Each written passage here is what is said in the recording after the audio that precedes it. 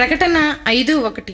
మరియు లోపటను వెలుపటను వ్రాత కలిగి 7 ముద్రలు గట్టిగా వేసియున్న ఒక గ్రంథము సింహాసనమందు ఆసీనుడయుండువాని కుడిచేత చూచితిని.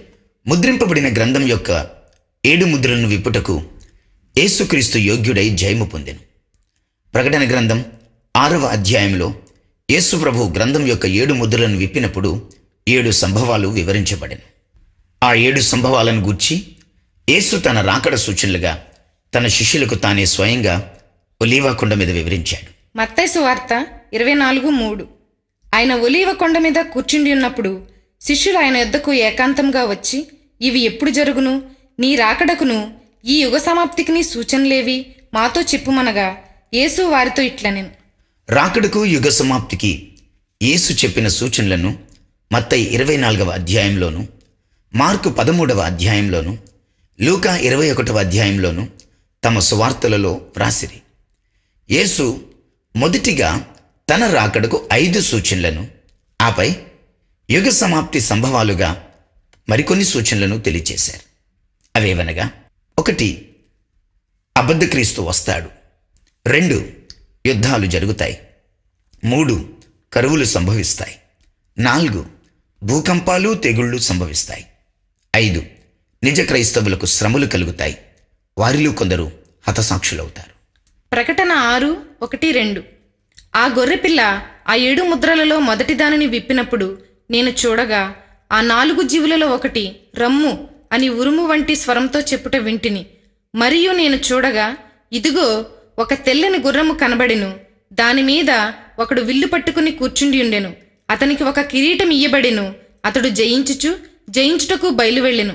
గమనించండి, తెల్లని గుర్రం మీద కిరీటం పెట్టుకుని విల్లు పట్టుకుని జయించుటకు బయలుదేరినంత మాత్రాన అతడు క్రీస్తు కాదు. వాడు అబద్ధ క్రీస్తు. అసలైన యేసుక్రీస్తు 2 అంచుల ఖడ్గధారి అయి ఈ లోకానికి వస్తాడు. మేఘాల మీద వస్తాడు. అందుకే యేసు ప్రభు తన మొదటి సూచనగా మత్తయి సువార్త 24వ అధ్యాయం 4-5 వచనాల్లో ఇలా చెప్పారు.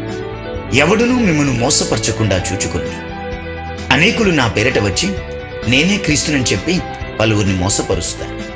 ఇదే విషయాన్ని మార్కు 13వ అధ్యాయం 5-6 వచనాల్లో, లూకా 21వ అధ్యాయం 8 వచనంలో ప్రస్తావించబడింది.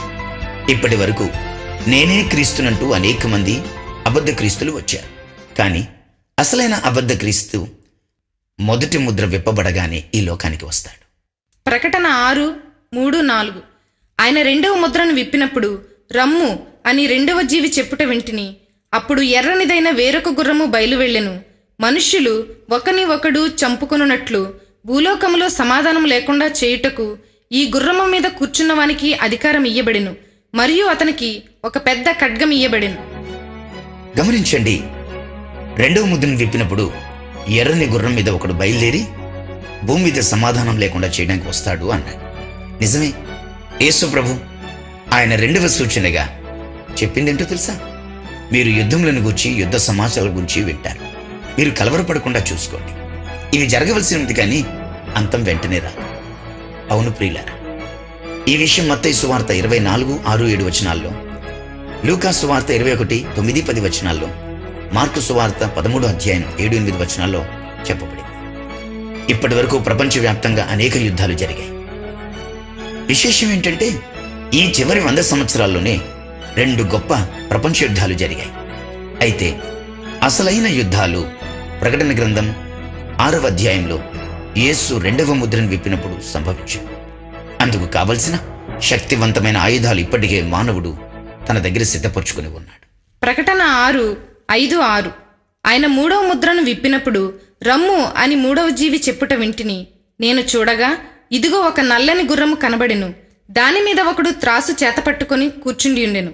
మరియు దేనారమునకు 1 సేరు గోధుమలనియు, దేనారమునకు 3 సేర్ల యవలనియు, నూనెను ద్రాక్షరసమును పాడు చేయవద్దనియు ఆ 4 జీవుల మధ్య ఒక స్వరము పలికినట్టు నాకు వినబడెను. ప్రియులారా, 3వ సూచన కరువు గురించి ఇక్కడ చెప్పబడింది. యేసు ప్రభు ఈ లోకంలో ఉన్నప్పుడు అక్కడక్కడ కరువులు కలుగును అంటూ మత్తయి 24:8, మార్కు 13:8, లూకా 21:11 వచనంలోనూ చెప్పబడింది. ఈ ప్రపంచాన్ని కుదిపివేసిన అనేక కరువులు ఈ భూమి మీద సంభవించాయి. కానీ చిట్ట చివరి అతి భయంకరమైన కరువులు త్వరలోనే 3వ ముద్రను విప్పినప్పుడు సంభవించును. ఇక 4వ ముద్ర గురించి ధ్యానిద్దాం. ప్రకటన 6:7-8. ఆయన 4వ ముద్రను విప్పినప్పుడు రమ్ము అని 4వ జీవి చెప్పుట వింటిని. అప్పుడు నేను చూడగా, ఇదిగో పాండుర వర్ణము గల ఒక గుర్రము కనబడెను. దాని మీద కూర్చున్న వాని పేరు మృత్యువు. పాతాళలోకము వానిని వెంబడించెను. ఖడ్గము వలనను, కరువు వలనను, మరణము వలనను, భూమిలో నుండి క్రూర మృగముల వలనను భూనివాసులను చంపుటకు భూమి యొక్క 4వ భాగం పైన అధికారము వానికి ఇయ్యబడెను. చూశారా? అక్కడక్కడ గొప్ప భూకంపాలు కలుగును, తెగుళ్లు తటస్థించును అంటూ లూకా 21:11 ప్రభు ముందే చెప్పారు.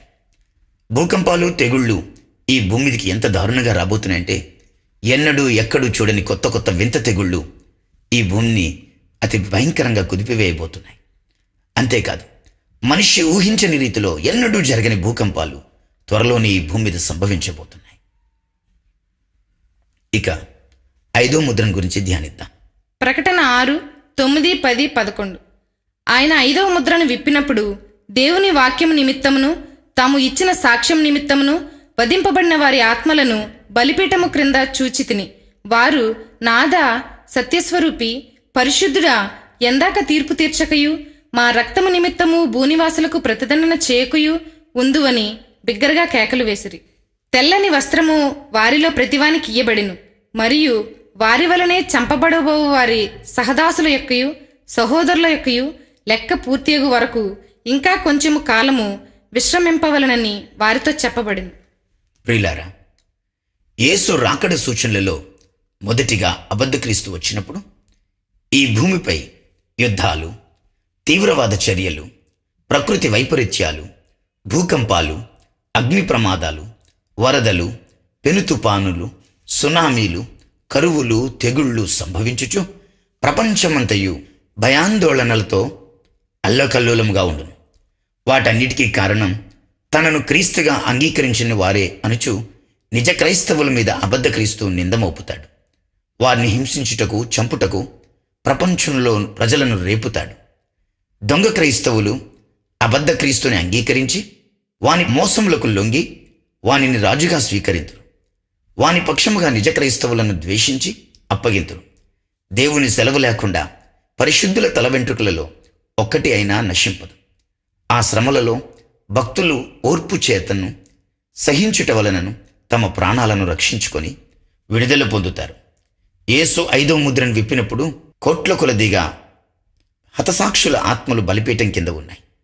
వాళ్ళు, నాథా, ఇంకా ఎన్నాళ్ళు అని అడిగితే, ఆగండి, ఇంకా మీ సహోదరుల యొక్కయు మీ సహదాసుల యొక్కయు లెక్క పూర్తయ్యే వరకు కొంతకాలం విశ్రమించండి అంటూ చెప్పాడు.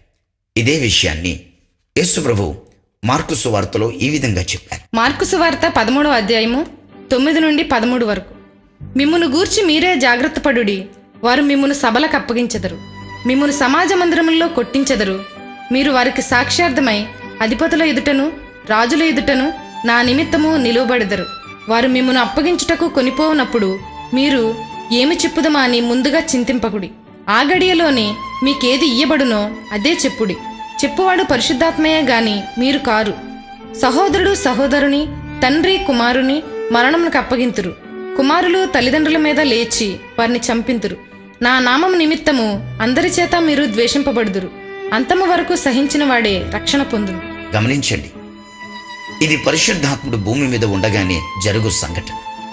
మన కుటుంబాలలో రక్షణ లేని వారు రక్షణ పొందిన వారిని అప్పగించి చంపిస్తారు.